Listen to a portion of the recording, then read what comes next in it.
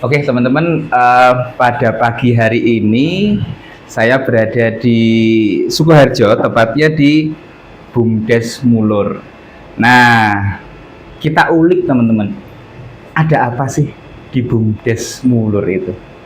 Dengan Mas Adi. Oke. Selamat pagi Mas. Selamat pagi Mas Dayat. Iya. Dayat.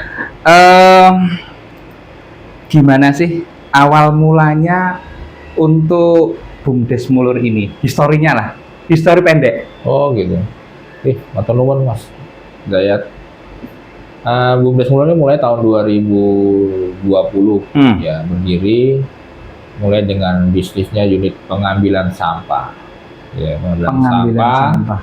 Terus kemudian berkembang punya unit internet desa, terus kemudian lagi berkembang untuk bikin unit pelayanan publik, Samsat, PPOB, Pegadaian, tabungan emas, dan segala macam lah.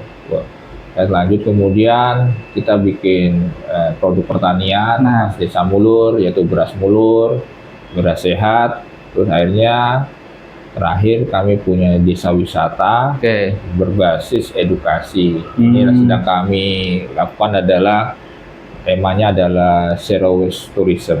Jadi, apa itu Mas? Zero waste itu adalah pengolahan sampah. Oke. Ya. Alhamdulillah sudah banyak kunjungan ke kami.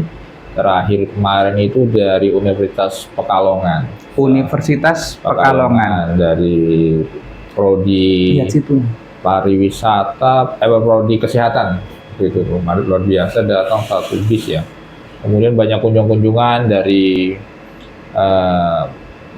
perusahaan-perusahaan besar. Kemarin dari Sido Muncul juga datang ke sini untuk belajar. Terus kemudian juga dari PT Pegadaian kemarin juga menyertakan kurban kepada kami. Tapi tahun 2025 ini baru kemarin aja. Terakhir kemarin dari PT Yapu juga memberikan CSR-nya tong sampah yang kedua kalinya, pertama di Indonesia. Jadi pilot project kami. Nah, ini tahap kedua nih.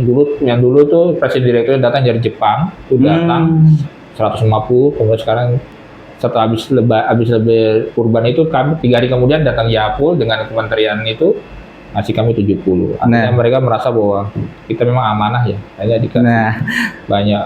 Tangan dingin Mas Adi nih yang buat gitu. Rahasianya apa Mas? Ya rahasianya ya pertama ya kita harus paham visi misi kita. Oke, jelas ya, clear ya. Visi misi kita di mana, terus kemudian timelinenya bisnis kita bagaimana kita harus tahu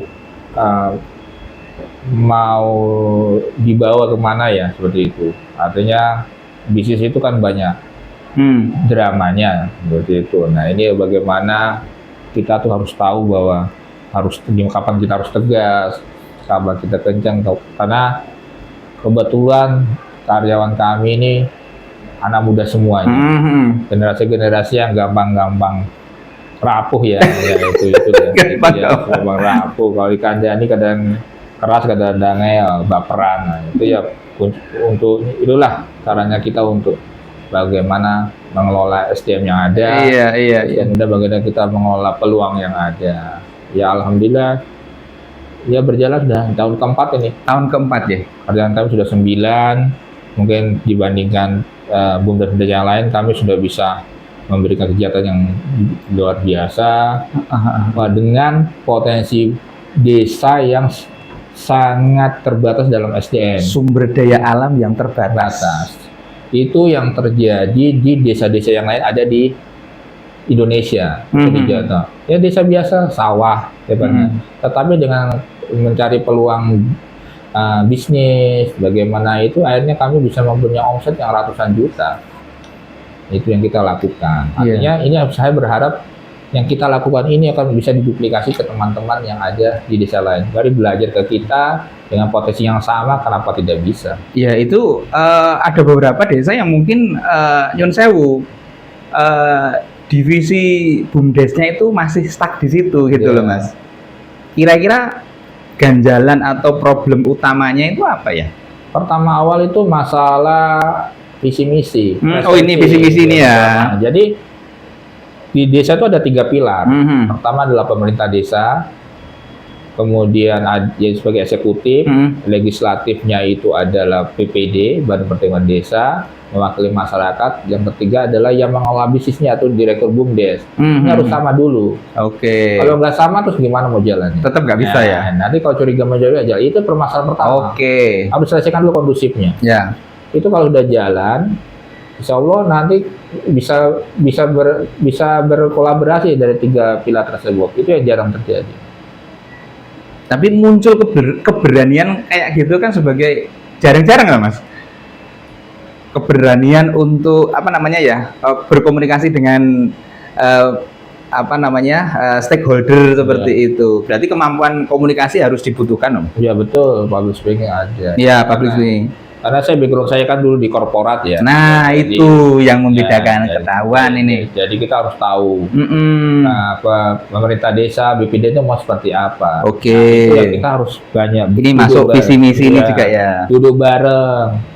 Duduk bareng aja kita tahu keinginan mereka seperti apa. Nah, itu yang baru kita wujudkan dalam suatu program bisnis. Nah, tips-tips ringan untuk awalan kita ngobrol ini teman-teman, untuk sahabat yang ingin mengembangkan BUMDes di desanya, kira-kira apa tipsnya? Pertama ya, yang tadi saya sampaikan pertama, kita satukan dulu persepsi dulu. Nanti sudah paham. Ternyata ada tuh desa yang di Sukoharjo dengan potensi sama seperti kita, SDM yang terbatas, terus SDA yang terbatas, bisa sukses. Hari duduk bareng, datang ke kami, kita duduk bareng belajar, kita petakan bersama-sama masalahnya apa. Artinya kebetulan saya juga adalah ketua paguyuban BUMDes se-Jawa Tengah untuk bidang usaha dan kerjasama.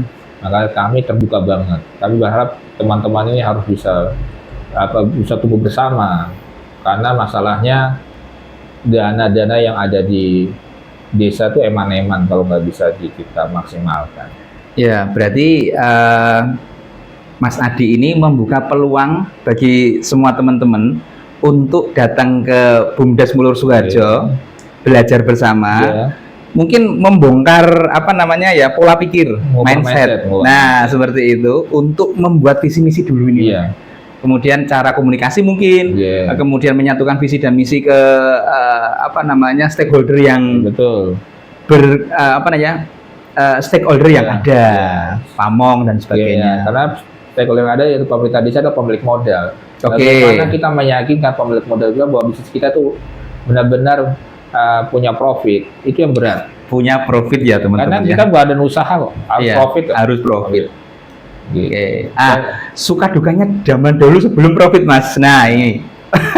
Suka dukanya ya awal-awal itu loh. Ya tuh, biar tahu ini teman-teman. Pertama itu nggak ada yang mau kerja di BUMDes. Nggak ada. Nah, catat ya teman. Nggak ada yang mau bekerja di BUMDes. Karena apa? Ya karena dari penghasilan belum ada. Oke. Belum tahu BUMDes itu bawa kemana. Nah, tapi kan dengan tadi pola komunikasi, bagaimana kita menginspirasi anak-anak muda di sini untuk mau bekerja di BUMDes Mulur. Nanti kedepannya seperti apa? Saya selalu mengatakan bahwa kerja di BUMDes itu seperti orang belajar tetapi dibayar sesuai dengan kemampuannya. Akhirnya mulai dari berapa ratus ribu per bulan, akhirnya sudah jutaan. Dan UMR sudah ada UMR di atas mana? Di atas UMR. Dan ada bonus, ada BPJS tenaga kerja. Nah, itu yang kita lakukan. Jadi ada motivasi. Nah, itu terjadi pelan-pelan. Akhirnya di tahun yang ketiga, tahun keempat ini kami sudah settle banget. Malah sekarang kami dulunya kami itu nyari pegawai itu susah. Sekarang tuh banyak nanyain, Pak Direktur ada lowongan kerja apa enggak? Masih yang susah sekarang. Nah, ya itu. Malah banyak dikejar-kejar orang untuk nyari kerja. Iya. Nah, itulah alhamdulillah berkahnya kalau bisnis di BUMDes itu banyak benefit buat masyarakat. Iya. Sekarang closing statement buat teman-teman. Yang mungkin sekarang di desanya atau di wilayahnya BUMDesnya belum up lah. Oke, teman-teman, terima kasih sudah lihat poster kami ini. Ini satu yang saya ingin sampaikan.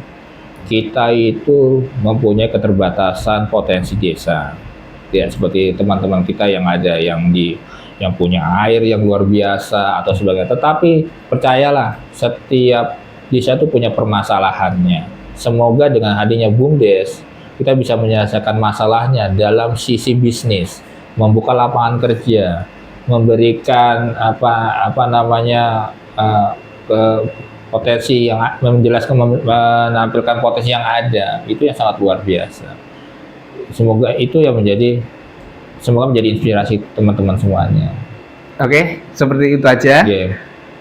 Podcast kali ini semoga memberikan pencerahan dan bermanfaat untuk teman-teman semua. Terus bergerak dan semangat.